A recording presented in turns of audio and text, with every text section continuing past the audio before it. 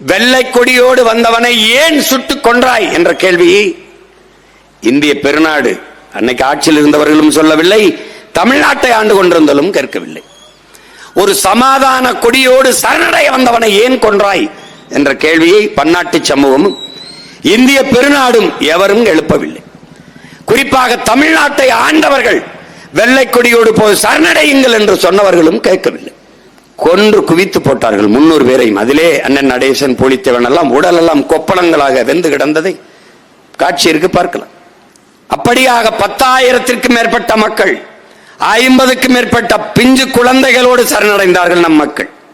இன்று வரை காணாமல் ஆக்கப்பட்ட எங்கள் பிள்ளைகள் எங்கே? விசாரணை என்று அழைத்து சென்ற, விசாரணைக்கு என்று அழைத்து செல்லப்பட்ட எங்கள் பிள்ளைகள் எங்கே? என் கணவன் எங்கே? என் மகன் எங்கே? என்று, என் தம்பி எங்கே? என் தங்கை என்று இன்னும் நமது மக்கள் பதாகையோடு போராடி கொண்டிருப்பதை நீங்கள் பார்க்கிறீர்கள்.